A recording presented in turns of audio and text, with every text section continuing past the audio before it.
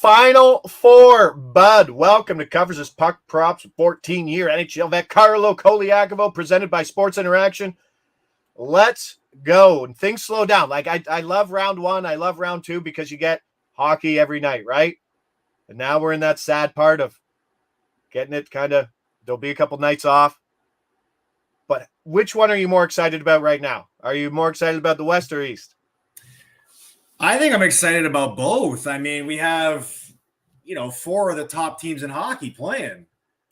I mean, there's no Cinderella story here like we've, become used to in the past.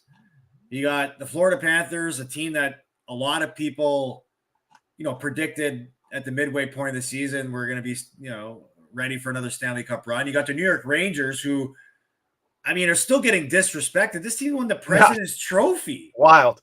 And I get because maybe they beat Washington and, even going against Carolina, they were underdogs in that series. But I mean, you have to love everything that team is right now from goaltending out. So that's going to be a great series in itself because you get two powerhouse teams offensively, but you've also got two teams that would beat the crap out of each other because of the physicality they play with. And then the West, Edmonton was everybody's pick before the season started. They had a horrible start. They've been one of the best teams in hockey since then. And then the Dallas Stars, another team that everyone just continues to disrespect. No one gave them a chance against Vegas. They find a way to come back, win 4 of the next 5. And then they beat Colorado, a team that was steamrolled over the Jets. Like, I guess you got 2 great series here. No, absolutely. And obviously today we got Florida, we got Rangers. And you mentioned the fact that the Rangers are underdogs in the series again. Second time in a row. They're coming off a President's Trophy. I don't think we can ever say that again. You know what I mean? President's Trophies, underdogs in 2 series in the playoffs. Is that a motivating factor? Like, can you use that as a team for bullet board material? That they're underdogs in the series. They're not even favored. I guess for the Rangers, yeah, it's a sign of disrespect. You can look yourself, okay, guy. I don't think the conversation at dressing room is really worried about like Vegas odds. We're minus 105 right? today, boys. Yeah. I think the Rangers having home ice know that they probably have the advantage in this series. But as a player, I never thought about that. I don't know if it changes in today's world because it's everywhere around you. Yeah. But I think both teams look at each other and say, we're in for a hell of a series. Yeah. The Bennett Trouba angle, obviously, like just one side on both sides, it's going to be physical. Like, do you see tonight being the tone setting? Everyone's had the time off, right? Everybody's coming in healthy. Is tonight going to be possibly more physical than most game ones will be? I think if you were to project a game in this series where you would probably see the most physicality, yes, it's this one because both teams are coming in fresh. It's the start of a new series.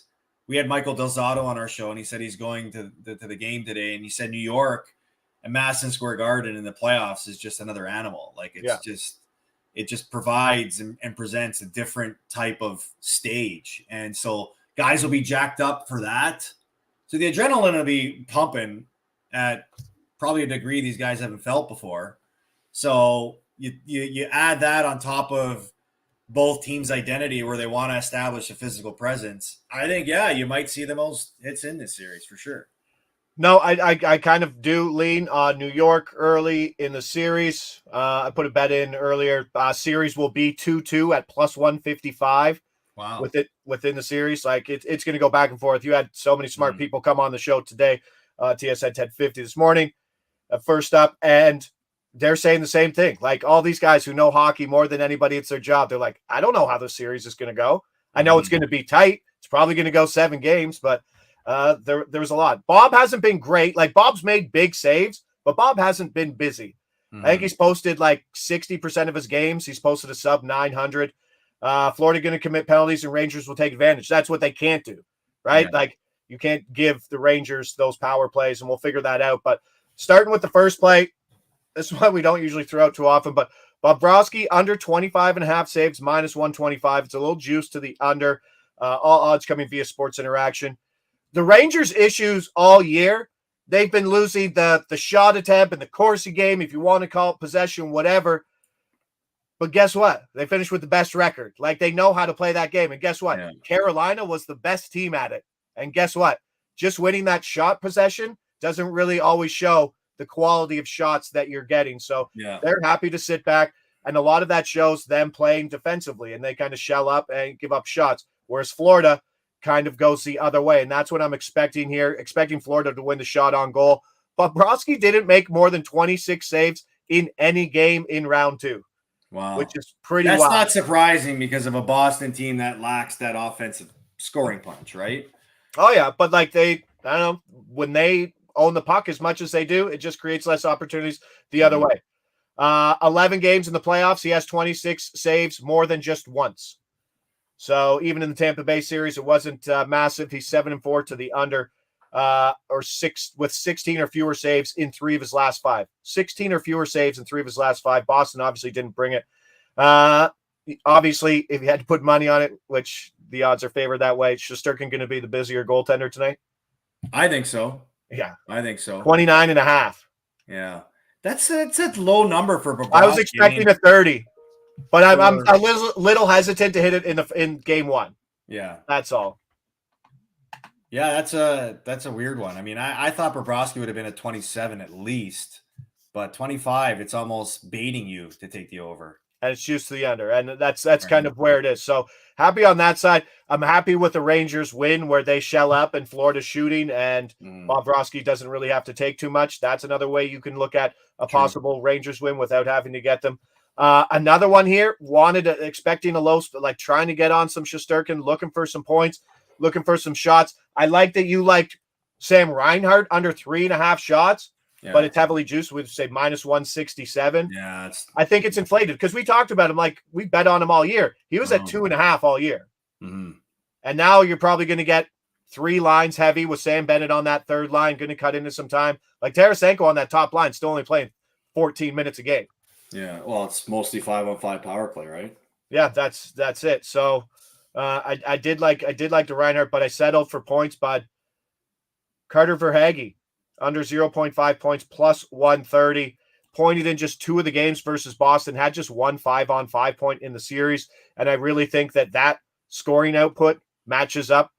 The Swayman versus the Shesterkin matchup, very similar to that side. And then there's those other lines. Like, there's a Bennett line on 3, and then obviously the Barkov line at 1. This is starting to become slightly spread out offense, no? Yeah, it absolutely is. I mean, you saw late in the Boston series where things start to tighten up a little more, the offense started to be tough to come by Florida, and their power play hasn't been clicking as good as it was early in this playoff. So I think the Rangers present an even harder matchup for that. Yeah. Especially with Shesterkin in that. So it's a good value play game 1 for sure. Yeah, so the boys aren't on too much. That's it. So just a couple plays. We're just on Bobrovsky, under 25.5 saves, minus 125, hoping for a low event game as teams kind of set the tone in what's going to be a physical series. And then Carter Verhaeghe is the target, plus 130. He's got the weaker center and Anton Lundell. That's kind of where I'm going with that, as opposed to the Barkov line and targeting someone like Sam Reinhart under points. But that's it. Nothing too wild. I mean, things are tightening up. Jacob Trouba wanted him for block shots. That number's gone to 3.5 from 2.5. But the further we get into the playoffs, the more efficient it is. So, yeah. Any other insights there before we duck out here, pal? No, it's hard to really come up with. Like, I don't expect much scoring in this series, so it's really hard to have anything stick out at me before the series starts. I think you get a better read on it after game 1 or game 2 on what type of series we're going to see, but at least for game 1, I like where you're going on this, where, unders and, goalies and defense.